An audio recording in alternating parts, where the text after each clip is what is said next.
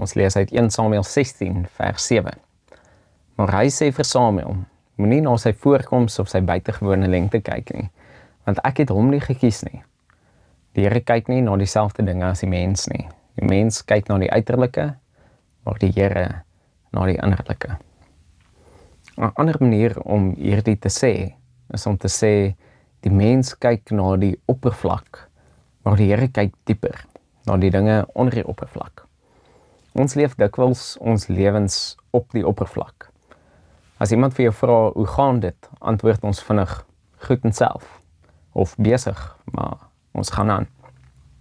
Ons deel gewoonlik nie hoe dit werklik met ons gaan nie. En ons sien net die oppervlak van wat in ander se lewens aangaan. Daar is dikwels in ons eie en in ander se lewens 'n realiteit onder die oppervlak wat ons nie raak sien nie. Deur hierdie verhaal in Samuel nooi die Here ons ook uit om dieper te kyk, om nie te vinnig te oordeel nie, om te besef dat dit wat op die oppervlak gebeur, dikwels 'n groter verhaal het. Mag ons leer om met die oë van die Here na onsself en na ander te kyk. Dit nooi ons ook uit om in ons daaglikse lewens ons harte met mekaar te deel. Om nie net op die oppervlak te leef nie, maar om die dinge wat in ons hart leef, met mekaar en met die Here te deel.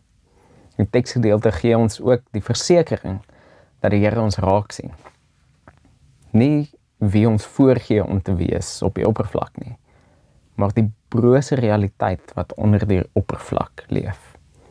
En daarom kan ons ook ons harte met vrymoedigheid met die Here deel. Kom ons bid saam. Here, ons is so dikwels nie eers bewus van die dinge wat in ons eie harte leef nie, maar oordeel so vinnig oor wat ons op die oppervlak van ander mense se lewens sien. Maak ons bewus van die dinge wat in ons eie harte leef. Help ons om raak te sien wat in ander harte leef. Mag ons leer om met u oë te kyk na onsself en na ander, sodat ons harte een kan wees met u hart. Amen.